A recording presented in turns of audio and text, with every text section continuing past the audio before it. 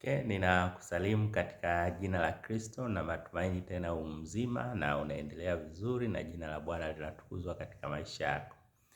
Katika siku ya leo tena nikukaribishe tunapokwenda kuangalia somo hili la Juma la Maombi, ushirikiano katika vitendo, Juma la Maombi la vijana. Na kabla hatujaendelea zaidi tuweze kuomba. Baba, nakushukuru kwa wakati huu ambao umetupatia. Tunapojifunza neno lako kwa ufupi, tunaomba uweze kutubariki, tuwe yote ambayo tunajifunza katika juma hili tuweze kuyaweka katika vitendo kwa uongozi wa Roho Mtakatifu katika jina la Yesu. Amina. Leo somo linasema maombi yatendayo kazi. Katika juma hili la maombi leo tunasema maombi ambayo yanatenda kazi. Sasa tunaweza tu kwanza tujifunze kutoka kwa Yesu mwenyewe kuhusiana na maombi. Mimi ni mtu ambaye ninaamini katika maombi, yani ninaamini katika maombi sana, na nimejifunza in fact kutoka kwa Yesu. Na fungu letu kuu linatoka kwenye Marko sura ya 1 na mstari wa 35. Ambapo tunapata mfano mzuri wa maombi ya vitendo. Yesu mwenyewe kwa 100% alikuwa ni mwanadamu, lakini 100% alikuwa ni Mungu. Na kwa hiyo 100% ambao alikuwa ni mwanadamu, Yesu alikuwa akiomba. Yesu alikuwa akiomba. Na wakati ambapo anaweza akawa alikuwa kwenye mkutano hivi, lakini ukastukia tu ametafuta nafasi ya kuweza kwenda kuomba. Kuna wakati ambapo alikuwa akiomba asubuhi, alikuwa akiomba jioni, akiomba usiku, na wakati wote ambapo akipata nafasi, basi Yesu alikuwa akiweza kuomba. Maombi yake alikuwa ni ya vitendo, na in fact kila aliloomba ilikuwa linajibiwa. Maombi yalimpa nguvu kuanza siku kwa siku. Hakuwa anaanza siku bila maombi.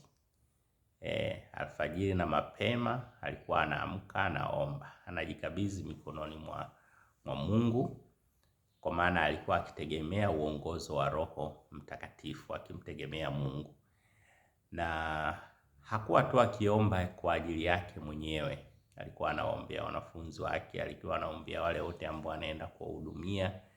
Na ndio maana siku zote zake zilikuwa ni za ushindi, kwa sababu alimweka Mungu kwanza, alitafuta uso wa baba yake kwanza. Na hata alipomaliza siku, alimaliza miguuni kwa baba yake, alikuwa akimuomba, akimshukuru, akimtukuza. Kwa hiyo tunajifunza maombi halisi kutoka kwa Yesu mwenyewe. Mimi kwa mfano, mimi nimesema napenda maombi. Mimi nimejifunza kutoka kwa Yesu. Sijajifunza kwa mtu mwingine. Naweza nikaona wanadamu wenzangu, wahubiri maarufu wakubwa, na pia kujifunza katika Biblia, kwa mfano kina Nehemia sura ya 1 aya 5 mpaka 11, ombi la Esther sura 4 ya 15 mpaka 17, maombi ya kina Danieli sura ya 2 ya 17 mpaka 19 na 23. Yote haya ni maombi. Hao wote waliomba wakajibiwa maombi yao. Na tunajifunza, tunapata nguvu. Kumbe hata na sisi tukiomba tunaweza kujibiwa. Maana sisi pia ni wanadamu kama walivyokuwa manabii. Na wao pia walikuwa wanatenda dhambi kama wanadamu, lakini walipoomba Mungu aliweza kujibu maombi yao. Na Biblia iko wazi, yani wewe mwanadamu, wewe Biblia inasema kama wewe unaweza ukaomba pia na maombi yako yakaweza kujibiwa. Kwa hivyo kumbe kama tunamtegemea Mungu, tunaweza kumuomba na Mungu akajibu maombi yetu. Mimi kwa mfano, kwa kujifunza kwangu kuomba, nina ratiba yangu ngumu sana ya maombi. Ninaomba alfajiri, kwanza kabla ya kulala lazima niombe. Siwezi kulala kama sijaomba. Alfajiri, wengi huwa wananiuliza, ratiba yako imekuwa ni constant, ni ile ile? Ndio. Nimejigundua ya kwamba ratiba yangu hata kabla sijawa Mkristo, ratiba yangu ya kuomba usiku, alfajiri na mapema ni ile ile. Haijawahi kubadilika tangu nikiwa Muislamu na mpaka sasa hivi ni Mkristo. Ratiba yangu ya kuomba ni ile ile. Ninaomba pia saa sita, ninaomba saa sita, mida ya saa sita hivi mchana, ninaomba saa 9 alasiri. Ninafanya maombi pia saa 12. Kwa hiyo nafanya alfajiri, nafanya saa sita, nafanya saa 9 alasiri, nafanya pia saa 12 jioni na kabla ya kulala. Kwa hiyo karibu na sali zaidi ya mara 5 kwa siku nafanya maombi, na mengine ya moyoni ya kawaida. Na yote hii nimekuwa nikishuhudia Mungu akiweza kujibu maombi yangu. Kama ambavyo pia wewe pia Mungu amekuwa akijibu maombi yako. Na in fact yako maombi ya aina mbili. Kuna kama kumeditate, yani wewe unazungumza na Mungu, alafu yani wewe kwanza unazungumza na Mungu, lakini Mungu anazungumza na wewe. Mungu kuzungumza na wewe ni wakati ambapo wewe umekuwa katika tafakari, huku ukilisoma neno la Mungu, litafakari na kuimba nyimbo. Hapo uzungumzi chochote, ni Mungu anazungumza na wewe kupitia neno lake, kupitia tafakari.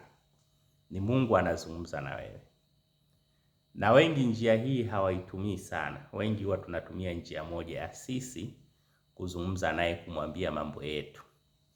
Kwa hiyo unaweza ukatumia hizi njia zote mbili. Kuna wakati inabidi unyamaze, uimbe nyimbo, usome neno, Mungu azungumze na wewe. Lakini kuna wakati ambapo kama ambavyo tumezoea universal, wewe unaomba, unazungumza na Mungu.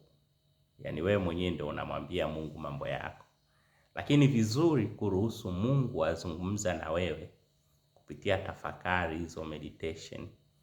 Unaweza tafuta mahali pasiri kama kwenye miti, unaweza kwa mahali ambapo hapana ukimya, wapi, hata kama ni usiku, wakati unatafuta tu mazingira yaliyo tulivu.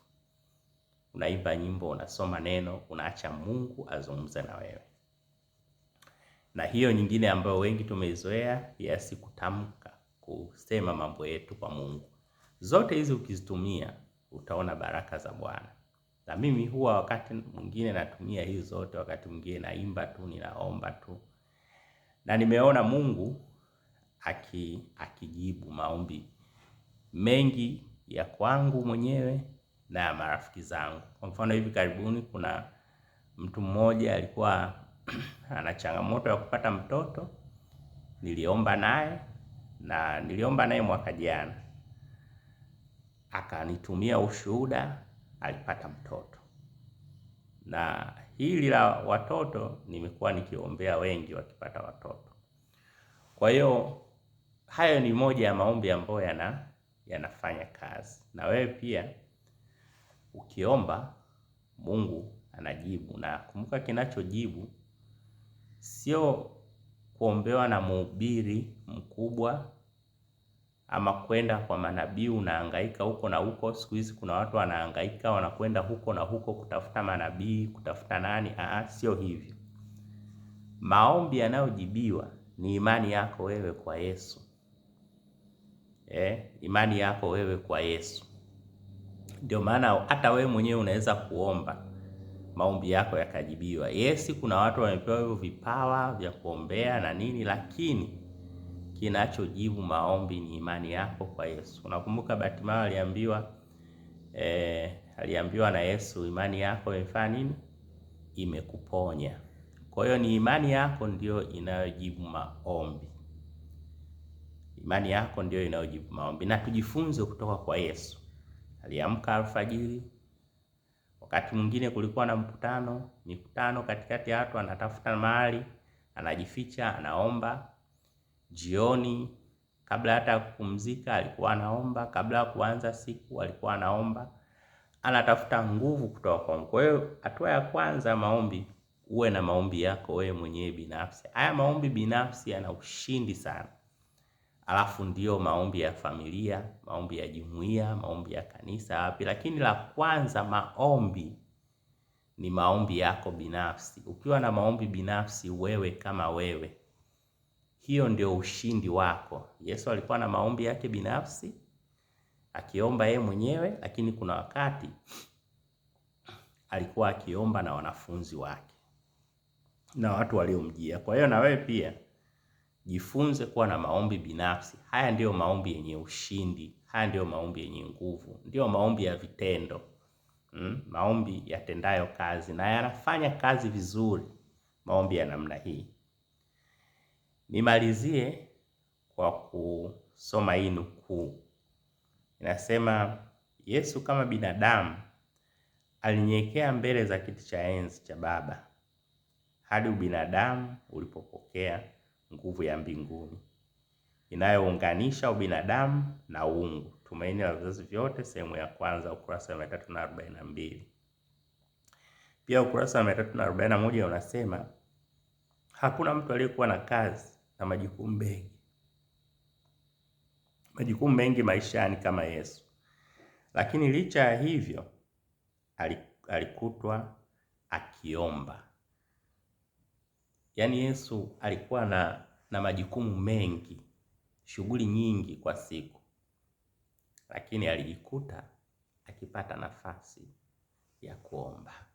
Sasa swali ambalo namalizia, unadhani wewe una majukumu mengi zaidi kumpita Yesu, ambaye Biblia inatuonyesha kwamba alikuwa ni mwanadamu kwa 100% na alikuwa ni Mungu kwa 100%.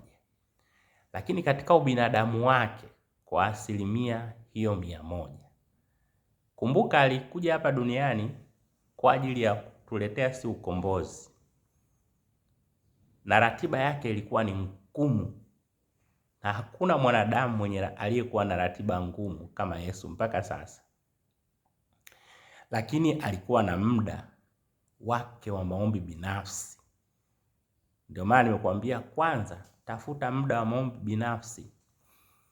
Mimi nina muda mwingi wa maombi binafsi kuliko maombi ya jumuiya. Mimi binafsi na muda mwingi wa maombi, na naamini katika maombi yangu mimi mwenyewe, kutafuta uso wa Mungu mimi mwenyewe. Naamini hayo ndiyo maombi yanayotenda kazi, maombi ya imani, kumwamini Mungu mimi mwenyewe. Sina muda wa kuzunguka kutafuta wahubiri, si kutafuta nani, si nani, si kutafuta manabii, si kutafuta, hapana. Nina muda wa kumtafuta Mungu peke yake katika mambo yangu yote. Sasa wewe unaweza kusema una ratiba kubwa ngumu kuliko Yesu? Hapana. Kwa hivyo anza siku na Bwana, imalize siku na Bwana.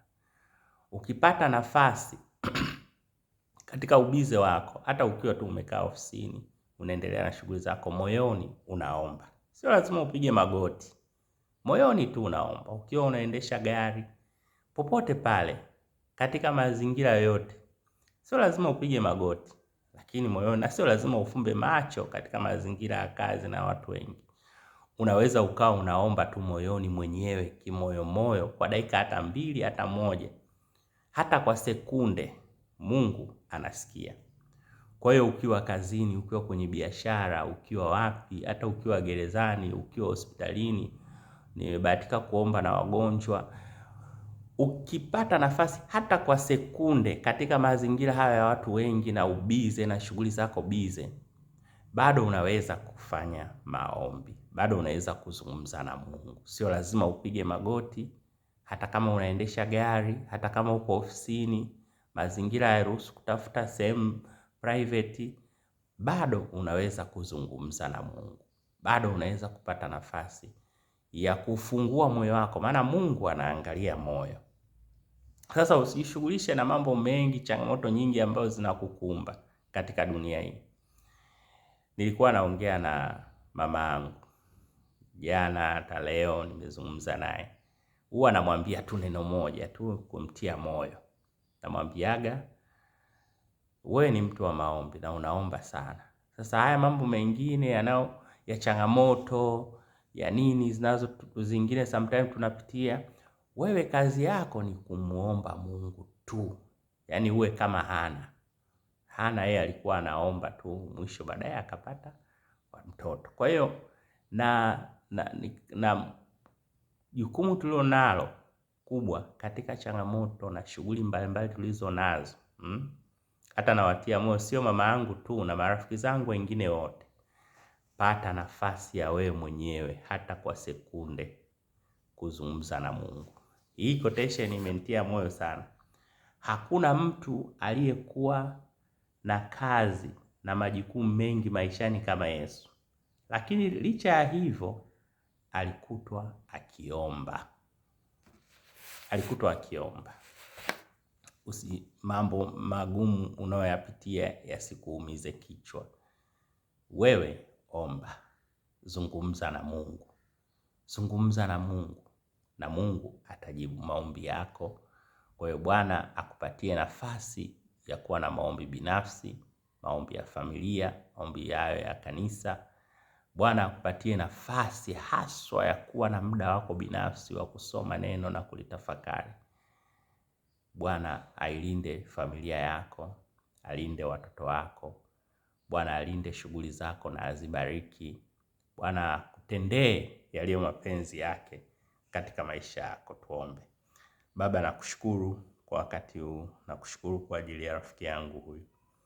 Ninaomba Bwana ayaweke maombi kwanza katika vitendo, lakini maombi yanayoyaomba yafanye kazi katika maisha yake. Mjibu sawasawa na mapenzi yako, na jina lako liweze kutukuzwa katika maisha yake, katika jina la Kristo Mwokozi wetu. Amina. Bwana akubariki sana.